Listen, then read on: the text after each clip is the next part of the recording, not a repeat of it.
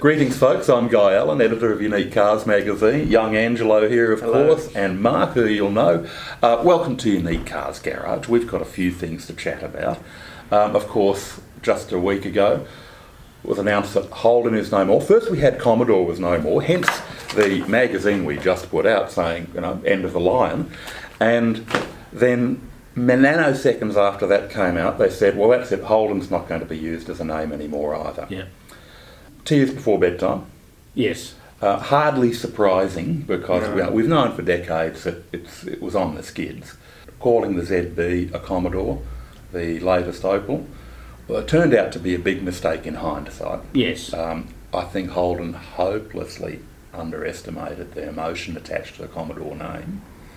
Kind of shows they didn't know the market and they didn't know their customer base, so it's no surprise now they've fallen over. Yeah, there's been some wonderful stuff getting into the media, including that all Holdens are going to double in price. Fantastic news. There's a couple of Holden owners at this desk. That's brilliant. I'll retire, thanks. Yeah. Thank you. If only. Yeah. But frankly, that's nonsense. No, I wouldn't be out buying 20 Holden Cruisers, for example. No, hoping to corner the market. It's got to be. It will have to be locally made product. Yes. That's the first thing. At the moment, it's chrome bumper is it. Okay, that's where the real money is. Yeah. We're seeing things like VK, VL are definitely coming through the ranks. There's had a big surge, I guess, in 80s Commodores in the last couple of years. Yeah, there's been a big surge in them. And people are restoring VNSSs, okay? So there's the next level starting to trickle through. If you've got an Atlas Grey VNSS, hang on to it.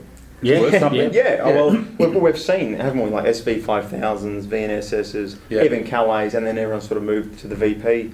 I think we just ran something on a VPSS. That's right, yeah. I think SSs of any generation are a really good bet. Yep. And if you happen to have a SSV redline, firstly, lucky person. Oh, yes. Secondly, because they're fantastic World car. class. World class. Actually, I know that sounds corny, but it really was. It was totally. a brilliant car. You might be waiting 20, 30 years. But you've got 20, 30 years to drive the thing and enjoy it every time you do drive it, because it's such a great car. It really is. Yeah, no, they're a real pretty car, aren't they? Yeah. But they're not going to double in value, not in the short term. No. What we will see is we'll see some firming up of Holden prices. It's kind of the old rules with classic cars. If in doubt, if you're buying a car that you think one day might be collectible, buy the best version of it you can afford. Yes. The premium sporty model will always be the one that will become collectible first and do the best over the long term. Correct. Yeah. And don't forget Tiranas as well. Yeah. We're talking about Commodore and Kingswoods and things, but the Tiranas, maybe even the Geminis one day will start to kick up more and more in value. So, well, people are restoring Geminis. They're certainly pulling them out of sheds and cleaning them up. Yeah. So that's rear-wheeled Geminis in particular, not the front-wheel drives. Not that awful front-wheel drives. That's the thing. Like, how many Geminis have we seen probably in the last 1.5 years? They were really popular in the late 90s in the modified scene in the early 2000s. Yeah. And now we're starting to see a bit of momentum. Yeah. Geminis are coming back. They're rolling up to car shows, and you're seeing a lot more out there. So, particularly the little coupes too. Yeah, the two-door coupe. You make a lot of those. Yeah. And if you can find one that hasn't been, modded, slammed, sort of rotary in it, and all the rest. But there's a lot of oddball cars. Like I always tell you guys, I would be pursuing a Calibre all-wheel drive turbo. Yeah. I know. I guess it's the Vauxhall, but they have sold to you and you. So there's a lot of oddball cars that you can sort of chase up. Yeah, true. With the Holden brand. True. Speaking of which, we did a big farewell Commodore thing. So we had real Commodore enthusiasts write that for us. So Dave Carey in South Australia did the lead piece for us. Glenn Torrens, who is our resident workshop obsessive Commodore man. Obsessive Commodore man. We can't keep up. His life just hit a new high recently because he got dragged into the Les Norton TV series as an extra, as a taxi driver with his VB wagon, thank you very much. So he thought that was Christmas on a stick. So he's written another piece for us. But we've also got a couple of owners involved. We've got young Stuart with a very late car, a VF2 Motorsport Edition. Last of the line. Last of the line, and he was actually working for Holden, so there's a real significance for him in that. And we've got Lube, who is a real character, has got a VL Berlina Turbo. Yeah. Probably the cleanest VL we've seen in a very long time. Amazing car. And he's a funny man. He said where he grew up, of course, he's ended up with a VL because that's just what it was. It was VL City where he grew up.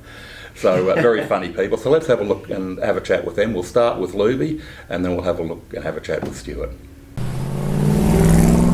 You had me laughing earlier on. I said to you, what got you into VL turbos or VL Commodores? And you said... Good old Thomas down. It was VL heaven from 88 onwards as soon as the cop cars hit the auctions.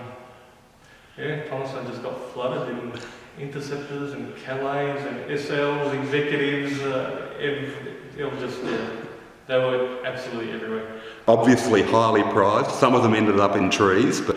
Yeah, a lot probably, but yeah, there's some good ones out there still. Yeah.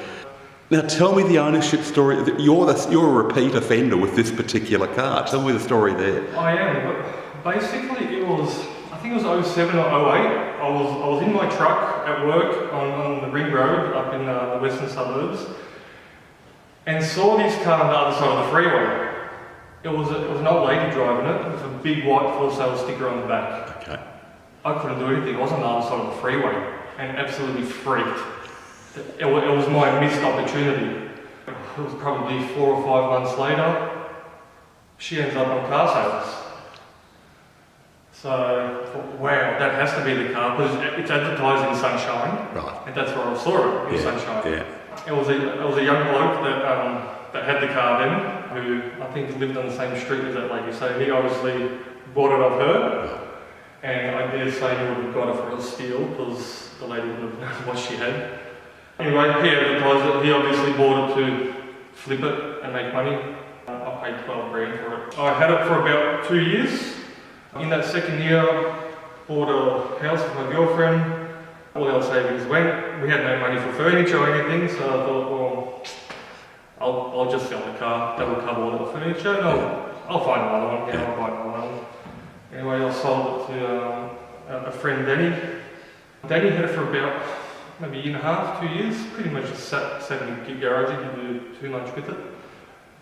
And then he ended up selling it to his best mate, Shane. Credit to Shane. He got the car painted, put all brand new old stock headlights, taillights, mud flaps, thoroughly cleaned the motor with a toothbrush, scrubbed it all. In regards to that, that's about it. The way you see the car inside, interior-wise, is it hasn't been retrimmed, nothing's been done, even in the engine, like nothing's been pulled off, reconditioned. Just a very honest, genuine car. So when did you track it down and buy it back? I tracked it down probably towards the end of 2017. Found photos of it at the old Holden Edge Long. It came first in the I think VB to VL range for best original car. So I sort of tracked down the owner, Shane, and sent him a friendly message saying, "Hi, this car, blah blah blah," and then just sent him a message sort of every 3-4 months and just hinting I want the car back. But he was a friendly bloke, but he was sort of no, the car's not going. It's basically my baby. So I kept at that for about a year and a half, and sort of gave up. But there was no. And then 8 months later, roughly about 8 months later, which was a surprise message from Shane saying, "Hey Lube, are you still interested in buying the VL?" And I was like, what the heck, what's going on here? And then got the phone straight away, and he basically goes, "Look, I've had VLs for 20 years. Time to move on." It was a no-brainer. I had to jump on it because if I didn't jump on it, someone else would have. What's it like to drive? It's brand new. These RB30 motors, they just drive so smooth. I mean, the cars have always been taken care of, serviced. The transmission just it shifts like a brand new train. It's just absolutely beautiful. If you're in the market for a VL, what should you be looking out for? An honest car that hasn't really been pulled apart too much. As you guys have noticed, like parts on eBay and Gumtree, they're asking a lot of money for them. Yeah. So if you're going to be chasing interior bits, you're going to be paying dollars for front seats, back seats, even engine parts, crossovers, manifolds. A lot of people are starting to restore it back to original now. They're pulling off all the kits that they put on, so I think that's where the value's going up. So I think what you're saying too is that it's actually worth paying for one that's good and original. 100%. Righto, so there's Lube for you. Now it's on to Stuart and the Motorsport Edition. Don't you wish, when that line shut down, we did have a couple of people there at the line, and we spoke to people who watched their cars physically go down that among the very, very late batches. Right. Wouldn't that have been an experience? And they were all Holden workers? They were Holden workers. They were people who had some connection to Holden over the years. So that's fantastic. That would have been just amazing. To see the whole assembly process of your own vehicle. So. Yeah, definitely. So anyway, let's see what Stuart's got to say for himself. There's significant upgrades between this and an SS Redline. So do you want to give me just a quick rundown of what they are? So over the Redline, it's got the larger Brembo brakes. So 20-inch staggered wheels. Right. It's got the magnetic ride suspension. It's got a bit of the Chevy SS interior with the heated seats. Little things down to the Calais dipping on the mirror. On the driveline, it's got an engine oil cooler. Right. And there's apparently it's track certified or GM track certified, which I guess with the oil cooler and that's meant to be able to do so many laps of something without cooking itself. You're a former GM employee. Yes. So just give me a bit of a précis on what you did at GM. I guess I originally come out of GM out of the mining industry into foundry metallurgist back in the Family 2 days. So did all the Family 2 stuff, HSV components as well at the same time. Then through supervision in Family 2 engine line, then over to HFV6 for probably 7 years. So as a group leader for the quality department, which involved looking after a group of about 10, 11 people in the QA side of things, and doing a bit of metallurgy on the hardened cranks with the HF engines. So you're at this stage in the interesting situation where you know the company's going to shut down. You've decided to buy a toy to take home with you. Why choose this one? I guess growing up, all my mates, I had no money going to uni, so all my mates had, HZ GVSs, Variety had numerous Brock cars. I said, well, I wanted one. But by the time I could actually afford one, this was like the last one. So I thought, I've got to get it. Yeah. There's never going to be another one, so whether I drive it now or drive it later. What's it like to drive? Oh, it's fantastic. I drive it on a roller skate back and forth to work every day, and jump in this on the weekend, and it's just an absolute ball. Yeah. I've driven a few Falcons. This thing goes around corners like a train on rails. Yeah. So just a quick drive down to Lawn through Dean's Marsh. It's just the most fun road. Give it a windy road, put your boot into it, and it's just best fun with your clothes on.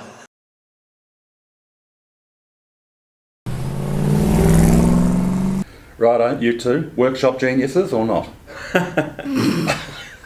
I'll take that as a no. Nor am I. There's some stuff I can do, but fortunately I know my limitations. I don't have a hoist in my garage, and I think that is actually a good thing because it would end in tears. No, just more storage. More storage, yeah. Well, double stack. Yeah, stack up. Yes. Yeah. They rotate. Oh, it's at the bottom. We'll sell that. Yeah, exactly. Mick, who does actually know what he's talking about. Mick does our workshop column. Yeah. Mick knows all these tips and tricks partly because he grew up in workshops. Yes. And he talks about Granddad teaching him stuff when he was a nipper. So Mick this time has got his bee in his bonnet about tappets. So let's see what he's got to say for himself. A few workshop tips. Today, ladies and germs, we're going to talk about tappet adjustment and a situation that arises with the old vehicles known as valve recession. The reason why we do tappet adjustments on older vehicles. What I've got here is a beat up old Holden cylinder head that we've taken off that needed total restoration. And in today's modern times, unless you've got a very rare cylinder head, It's actually cheaper to replace them with a brand new one than it is to rebuild the old one. So what we have here is we have inlet valves and exhaust valves. And what you'll notice is one valve sitting up quite proud of the combustion chamber, and the other valve is well recessed into the combustion chamber. Now what that's known as, it's known as valve recession. And what occurs is as the valve recesses into the seat, it tightens up the tappet adjustment. So your valve timing becomes incorrect, and what it can cause the valve to hold open for too long and burn the valve, which is catastrophic. We don't want that. So basically it's not so much that you've got tappet noise, it's more that it's too quiet. Because the old saying from Grandad is, you know, a noisy tappet's a happy tappet. It's not causing any massive drama, it's just annoying you. So what we do is, and I would suggest that on the older vehicles, probably once every 18 months to 24 months, you know, pop the rocker covers off, buy yourself some new gaskets, don't try and use the old ones, they'll always leak on you, and pop the spark plugs out of it. If it's possible, you know, and you do have a compression gauge that you can use, do a comp test on the engine, but it's not that important. Then bring the engine around top dead center. So the opposite piston is the one that what we call rocking. It's opening and closing. That puts top dead center number 1 at compression stroke. So both tappets are loose. And then take your measurement from there. Now, we have all sorts of fancy tools in the game, but truly either with a screwdriver and a spanner, or a spanner and an Allen key is all you need. And a gentle touch. So you'll apply the specific clearances that you want. Let's take a red motor Holden, for instance, with adjustable tappets. You'll find it's 8 and 12. So pretty simple. Modern Japanese 4-cylinder cars like your old Mazda FE motors and that, they're 30-30. They made it even simpler, you know. So you set them. And I tend to set them to a firm fitting, so when you're applying the adjustment to the feeler gauge, bring it down till you can't remove it, and then with a very gentle touch, you know, take off the lock screw till it's a firm slide in and out. Right. And then while holding either the screwdriver or the Allen key, depending on what the lock screw is, you know, pinch down the lock nut, and then just a tweak for security, but at the same time making sure that the screw didn't turn and tighten up on you. You know, so make sure that same feeling that you had before you locked it down still there, because even the smartest ones in the world, if they're not paying attention, will lose a couple of thou because it tightened up, it turned with the lock nut. So it's crucial. The other thing to say about when you're doing your tappets too is also when you first have a look at it and you turn it, you know, make sure there's no damage on the thread from years of moving around. You can get a bit of damage in the thread, and it can cause a tight spot. So just a little bit of, you know, observation, a bit of patience, and you'll find that after you've done it, what you thought was running well before will run noticeably better. Right. So it's a very, very simple thing, but it's a very, very crucial thing.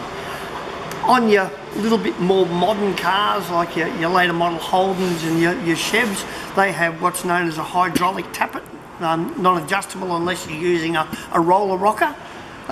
Even the hydraulic tappet can only take up X amount. So it's still advisable, even with a hydraulic follower, to take the rocker covers off and have a look, back it off, back your tap off, and then take it down till it touches, and then what we call preload, 90 degrees, you know, from where it is, take it around 90 degrees, and you'll find that it'll reset, and that'll make it run nicely again as well.